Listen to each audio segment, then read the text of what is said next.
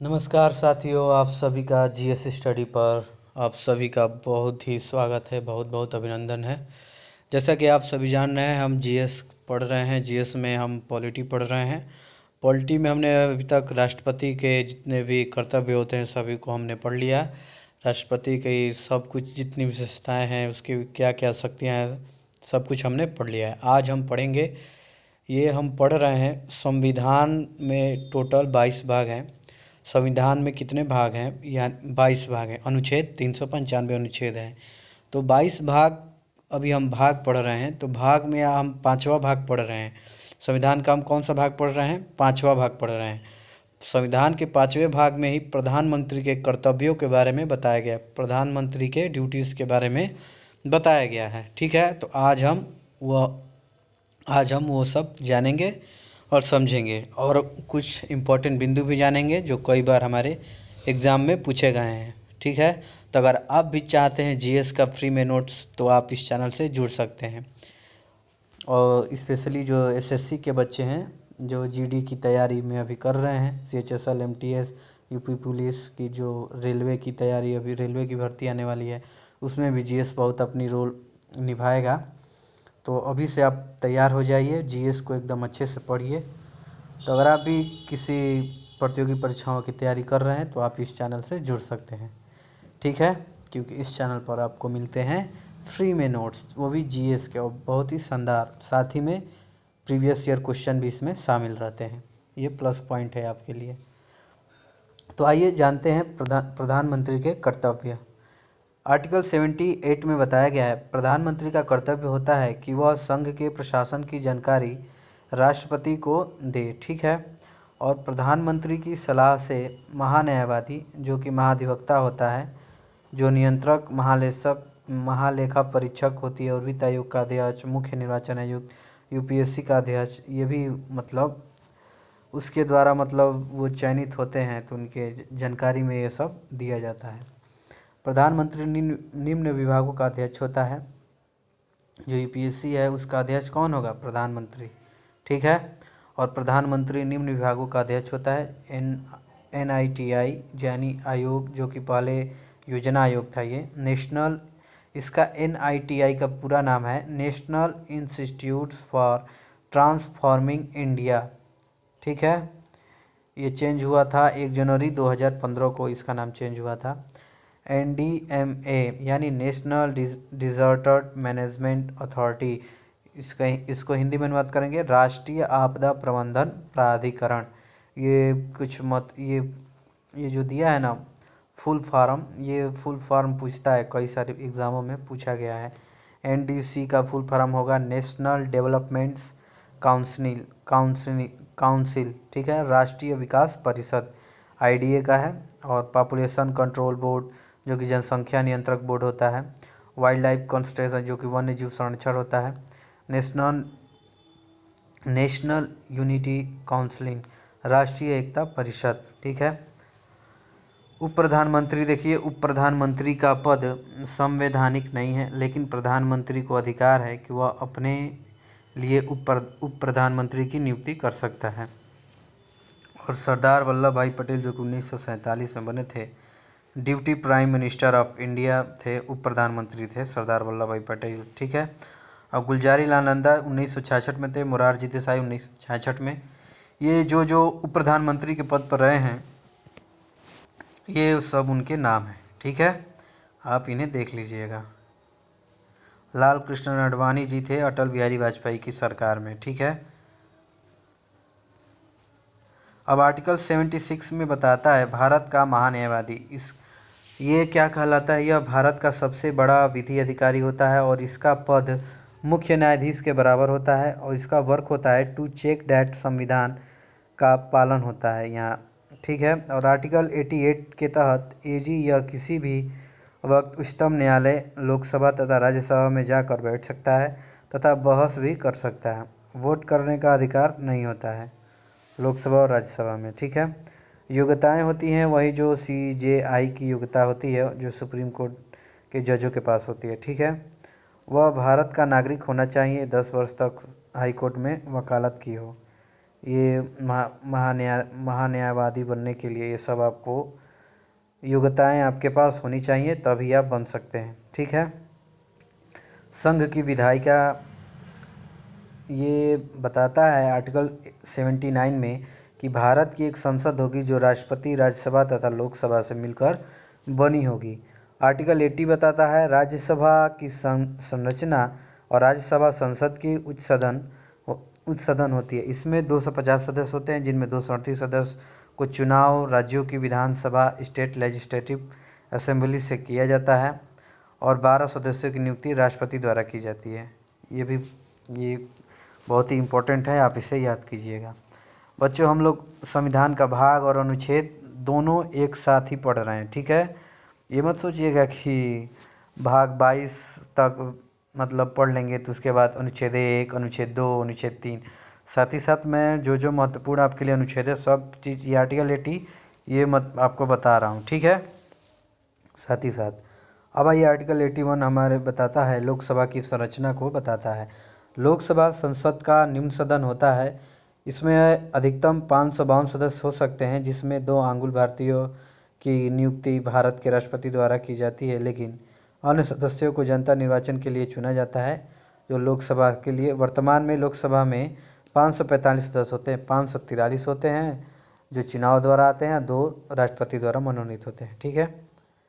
प्रत्येक जनगणना के बाद लोकसभा और राज्यसभा की सीटों में बदलाव होता है। ठीक है।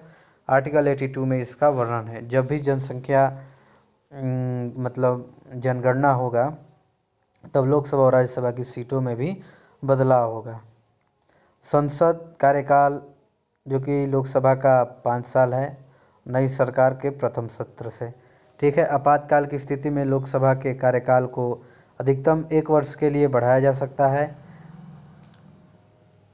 एग्जाम्पल के लिए आपको बता दें 1976 में ऐसा इंदिरा गांधी की सरकार में 2 बार हुआ था।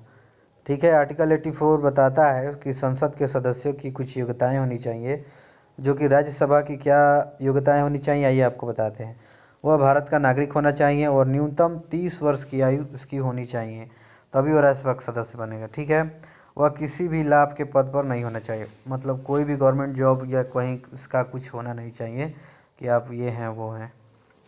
लोकसभा का सदस्य बनने की आयु न्यूनतम 25 वर्ष होनी चाहिए लोकसभा का, और राज्यसभा का 30 वर्ष, लोकसभा का 25 वर्ष। ठीक है। आर्टिकल 85 क्या बताता है भारत का राष्ट्रपति संसद के दोनों सदनों का सत्र के लिए बुलाएगा। बच्चों, ये जो मैं आपके लिए प्रश्न लेकर आया हूँ 1 लाइनर क्वेश्चन है ये, मतलब इतने इंपॉर्टेंट ये क्वेश्चन है, एक एक लाइन का सब क्वेश्चन है। बस एक एक बार आप पढ़ लेंगे, हर चीज़ दिमाग में रहेगा, खटाक खटाक से उत्तर आप निकलेगा। ठीक है। मैंने कहीं से भी कुछ मैंने छोड़ा नहीं है पॉलिटी से। अगर पॉलिटी से क्वेश्चन बनेंगे, अगर आप एसएससी जीडी की तैयारी कर रहे हो, रेलवे की तैयारी में हो और यूपी पुलिस की तैयारी में अभी आप लगे हुए हैं, एसएससी जीडी के भी कर रहे हैं, एसएससी एमटीएस की, एसएससी सीएचएसएल बैंकिंग, अगर पॉलिटी में अगर ये क्वेश्चन कुछ पूछेगा तो यहीं से क्वेश्चन आएगा, इतना मैं आपको गारंटी दे रहा हूँ। अगर आप ये आपका सब तैयार होगा तो आप निश्चित ही आप जीएस में एक बहुत अपना बेस्ट स्कोर करेंगे। ठीक है। तो आप उसके लिए बेफिक्र रहिए, जो जो मैं आप करा रहा हूँ बस उसे आप कर लीजिए, उतना पढ़िए, उसे अपने दिमाग में रखिए, एक बार 2-3 बार इसे रिवीजन कीजिए, और ये जो चीज़ें आपको बताई जा रही इसे आप प्रैक्टिकल के रूप में भी किया कीजिए। ठीक है। प्रैक्टिकल से मेरा तात्पर्य है कि अपने आप से पूछना कि ये कैसा, मतलब ये जो प्रश्न है ये मुझे याद है कि नहीं, नेट पर सर्च वर्च करके कि ये क्या बतलाएगा और क्या नहीं बताएगा। ठीक है। भारत का आर्टिकल 88 हमें बताता है भारत का महान्यायवादी जो कि यदि चाहे तो वह किसी भी वक्त सुप्रीम कोर्ट, लोकसभा, राज्यसभा में जाकर बैठ सकता है, बहस भी कर सकता है, बस वोट नहीं कर सकता। ठीक है। भारत का महान्यायवादी जो सुप्रीम कोर्ट का जज होता है। ठीक है। प्रावधान जिनमें राज्यसभा की शक्तियां और लोकसभा से अधिक हैं। आर्टिकल 249 हमें बताता है यदि राज्य की विधानसभा राज्य सूची के किसी भी विषय को राष्ट्र के लिए महत्वपूर्ण घोषित कर देती है तो उस पर कानून केंद्र के द्वारा बनाया जाता है। ठीक है।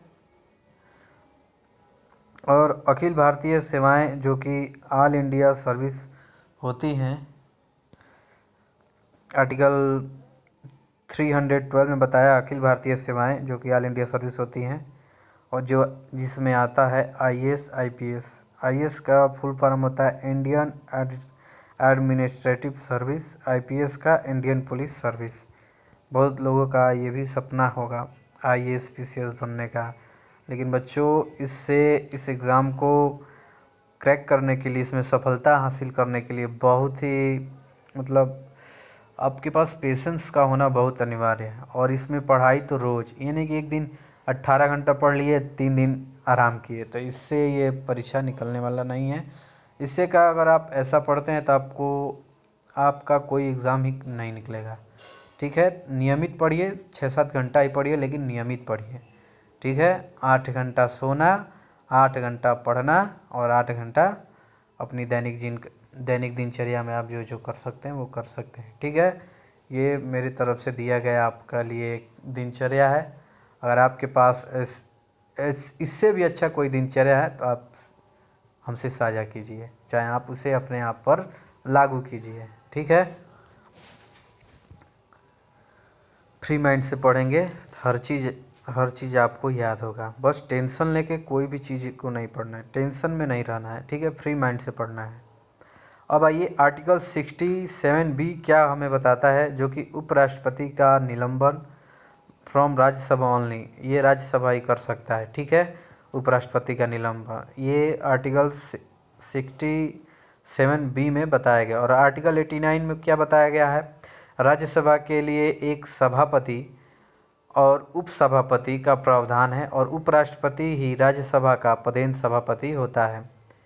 एग्जाम्पल के लिए ऑफिस ऑफ राज्यसभा आप देख सकते हैं, उपराष्ट्रपति सभापति अब राज्यसभा की अनुपस्थिति में। और आर्टिकल 92 क्या हमें बताता है, लोकसभा में लोकसभा अध्यक्ष तथा लोकसभा उपाध्यक्ष का प्रावधान है। ठीक है, और लोकसभा अध्यक्ष की अनुपस्थिति में उपाध्यक्ष उसका कार्यभार संभालेगा, और लोकसभा अध्यक्ष तथा उपाध्यक्ष अपने इस्तीफे एक दूसरे को ही सौंपेंगे। ये भी बहुत महत्वपूर्ण है, आप इसे जरूर याद रखिएगा, कौन किसका इस्तीफा संभालेगा। लोकसभा अध्यक्ष तथा उपाध्यक्ष अपने इस्तीफे एक दूसरे को ही सौंपेंगे। ठीक है, ये भी क्वेश्चन बनता है। और आर्टिकल 94 हमें बताता है, लोकसभा के अध्यक्ष को लोकसभा के ही सदस्यों द्वारा निष्कासित किया जा सकता है, नो नीड राज्यसभा। और गणेश वासुदेव जो कि जीवी मावलंकर थे, ये फर्स्ट स्पीकर थे ऑफ लोकसभा के, जो 1952 में बने थे, और 1956 में इन्हें लोकसभा के द्वारा निलंबित किया गया था। एलएस यानी लोकसभा, मेरे मतलब ये कोड है जहाँ भी मैंने एलएस लिखा है, और आरएस, वही आरएस यानी राज्यसभा, एलएस यानी लोकसभा, ये आप ध्यान में रखिएगा। बट एमपी रहेंगे 1956 में। पहली महिला लोकसभा स्पीकर मीरा कुमार थी। ठीक है, ये भी याद रखिएगा। कार्यकाल के समय इस मृत्यु किसकी हुई थी, जीएमसी बाल योगी, जो कि 1998 से 2002 में लोकसभा के स्पीकर थे, जिनकी मृत्यु हो गई थी। आर्टिकल 100 में बताया गया है, संसद की गणपूर्ति कोरम यानी मिनिमम 1/10 उपस्थिति के बारे में बताया गया है। संसद में सत्र शुरू करने के लिए न्यूनतम सदस्यों की उपस्थिति ही संसद की गणपूर्ति कहलाती है। संसद को लोकसभा स्पीकर स्थगित कर सकता है। ठीक है, संसद को कौन स्थगित कर सकता है, लोकसभा स्पीकर। ठीक है, अब आइए आर्टिकल 101 को में पढ़ते हैं, संसद के सदस्यों की अयोग्यताएं पढ़ते हैं, योग्यताएं। यदि संसद का कोई सदस्य लगातार 60 दिन तक अनुपस्थित रहेगा तो उसे संसद के लिए अयोग्य समझा जाएगा, यह काम प्रेसिडेंट करेगा और इसकी सदस्यता को रद्द कर दी जाएगी।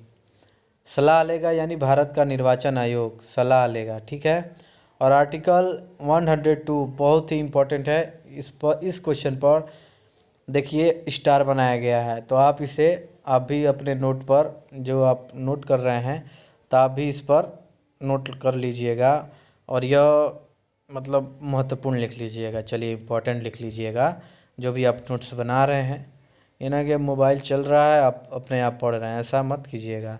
एक आयोग संसद की सदस्यता राष्ट्रपति द्वारा मुख्य निर्वाचन आयोग की सलाह पर ही रद्द की जाएगी। ठीक है, एक अयोग्य सांसद की सदस्यता राष्ट्रपति द्वारा मुख्य निर्वाचन आयोग की सलाह पर ही रद्द की जाएगी। और आर्टिकल 103 में क्या बताता है, यदि निष्कासित सदस्य सत्र में जाता है तो उसे प्रतिदिन 500 रुपया जुर्माना वसूल किया जाएगा। नोट कीजिएगा, आर्टिकल 101 में संसद के सदस्यों की अयोग्यता के बारे में बताया गया है। अगर संसद के सदस्यों की भारत की नागरिकता रद्द कर दी जाती है तो वह संसद के लिए अयोग्य करार कर दिया जाता है। अगर एक व्यक्ति संसद के दोनों सदनों में निर्वाचित हो गए तो 10 दिन के भीतर किसी एक सदन को चूज करेंगे। ठीक है, चलिए अब आज के लिए इतना ही रखते हैं, कल हम विधेयक पढ़ेंगे। अभी भी संविधान का भाग 5 ही हम लोग पढ़ रहे हैं, कल भी 5 ही पढ़ेंगे। कल 2-3 मिनट का और वीडियो बनेगा तो भाग 5 खत्म हो जाएगा, उसके बाद हम भाग 6 भी कल ही से शुरू करेंगे। ठीक है, तो तब तक के लिए आप अपना ख्याल रखें, अपनी पढ़ाई को भी लगातार आपकी पढ़ाई में रेगुलरिटी होना चाहिए। ठीक है बच्चों, तो अगर ये सेशन आपको अच्छा लगा हो तो आप इस वीडियो को लाइक कीजिएगा, अगर सेशन अच्छा ना लगा हो तो वीडियो को अनलाइक कर दीजिएगा। ठीक है, तो चलिए मिलते हैं नेक्स्ट वीडियो में। जय हिंद, जय भारत।